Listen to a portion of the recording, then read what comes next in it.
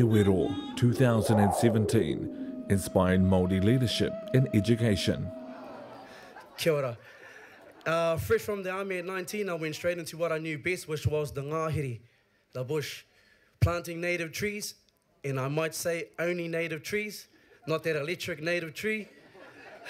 Spot spraying, scrub cutting, and fencing. Now this was my comfort zone. I could have stayed there all of my life because I thought that was all I knew.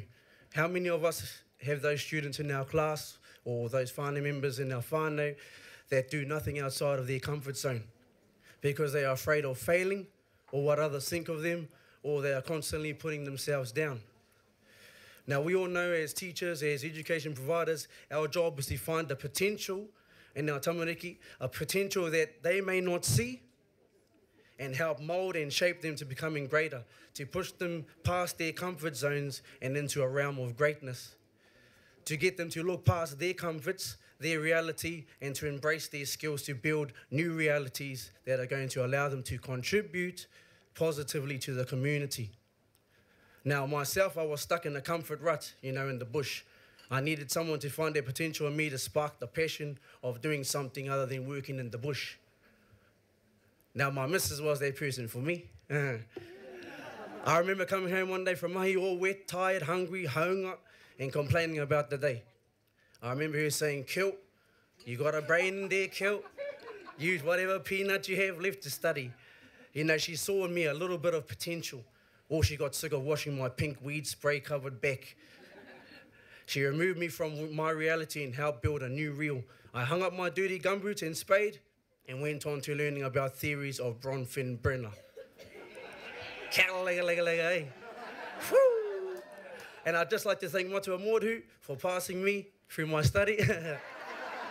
And also Kazi Aubrey, if you're still here, thank you for letting me copy your notes.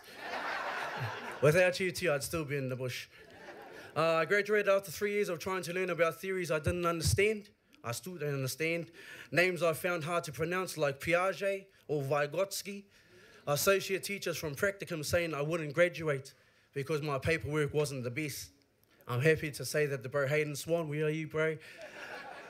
He was my first practicum associate teacher. I hope he didn't say that about me.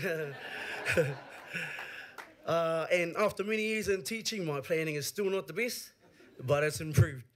Yeah, and I'm very also thankful to my boss and senior leaders, which are over here, for closing their eyes when I present them with my planning. I also used to wonder where the finances was going to come from to complete the course. And many other adversities stood in my way. Imagine some of our kids and students and their adversities they face daily. Yeah, let's put ourselves into their shoes. Now, a couple of years back, I remember taking this picture of some boys from a class a couple of years back ago, and they had to dress up as their favourite person. The majority of my boys came as gangsters. Their reality and what they know best is, to some of them, that red flag or their black flag wrapped around their face. This is only waking up into the morning with only a mother, dad's been locked up, which is real for some. To some of our students, mothers being stabbed by their boyfriend the night before and having to see it with their own eyes, then coming to school trying to process what just happened. And these are just some of the cases I've had to deal with in my class. The real. This is the reality. No need to watch Shortland Street when you have these stories in your own yard.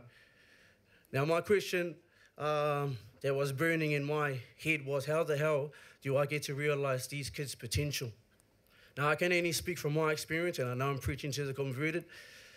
But, as a kāko, what helped me? The first thing I realised these students needed was a hug. A simple hug. A cheer, bro, how was your day?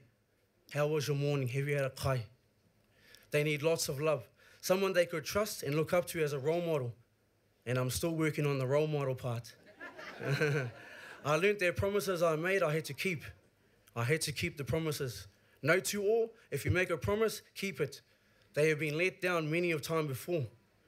I found that very quickly, it's good to be a breather, but letting them know that there is a distinct line, and if you cross that breather line, then I'm going to smash you. Any PC fellas out there? Smash you means I'm going to give you a stern talking to. You know, me and the Breathers at our kura, who are kaiako, you know, the Breathers, our method or our theory we call it the spray and walk away method. You know, for those hianga boys. You know, they don't want to hear recorded all that whakapapas all the way back to Paikea about how bad they are. Hey, just come here, boy. Away you go. All right? And then give them a hug afterwards. One of the biggest revelations I've had in teaching has been getting the students to realise who they are. This is where the identity comes in. And it's been brought up many times today. Identity. Nothing more powerful than a person who knows where they come from and who they come from. I like it our kokaheke o Parata said this afternoon, they are not sorry for being who they are. Now, we are descendants of greatness, getting them to realise that we are strong, intelligent, resourceful people, getting them to understand when people put you down or say you can't do anything like that, you turn around and tell them, why the hell can't I? Simple as that. My tipuna didn't need a GPS to find Aotearoa. They used the stars. I heard that many a time today. Teaching them about the whole class, that glass ceiling analogy. You know, you put a cricket inside the glass jar without a lid, it's going to jump out. Put the glass top on, it jumps, but it don't get out.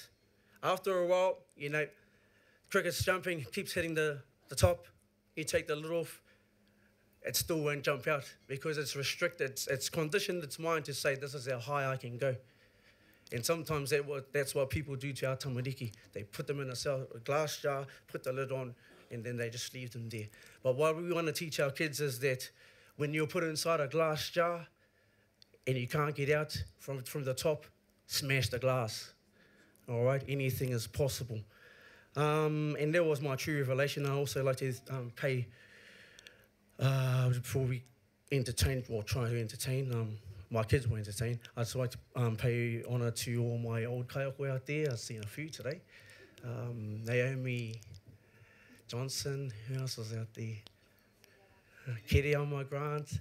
She took me a long way, that lady. Thank you very much, Kuka Kiri Ana. Who else was out there? There's a few out there. Sorry if I forget your name, but I just like to honour you guys right now. And my last thing today is identity equals pride, which equals passion, which equals potential, which equals power. And if you can take anything from out of today, hianga boys need spray and walk away, not a whakapapa. Kawai? All right, I'd like to introduce our team today. We have Alex over here. Please stand, Alex. Homai te pakipakia, Alex. This is Alex. We have Lily over here. Etu Lily. Homai te pakipakia, Lily. Kia ora, Lily. And we also have Lincoln over here. Kia ora, Lincoln. And this over here is Trezan. Kia ora, Trezan. And then we have, last but not least, Miss Tara. Okay, show them your pool t-shirt skills. So we got our new Kaiti jackets on, and then we got our KYT. We're known as the KYT production. Ka pai?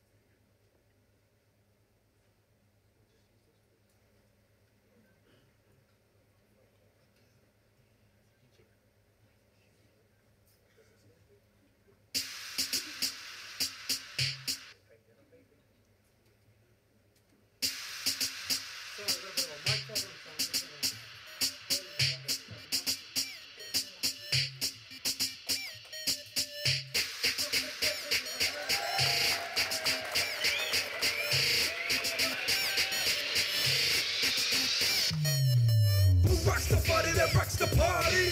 KYC, KYC. That who rocks the party, that rocks the party. KYC, KYC. You throw your hands from left to right. Boys and girls, we're gonna get down tonight. Cause we rollin', we rockin', we droppin' the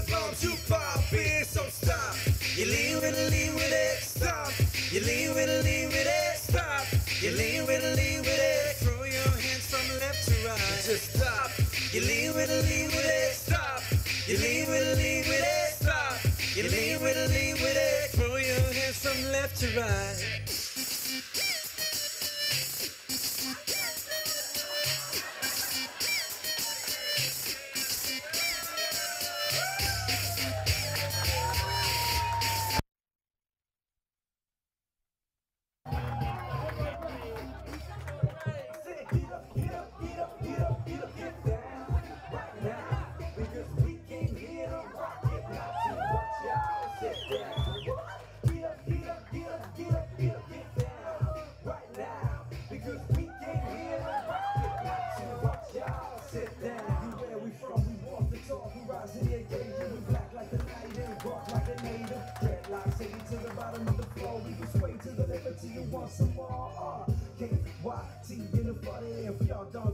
Slap somebody, we'll be coming hard like a nuclear bomb. So get off your seat and get ready to run.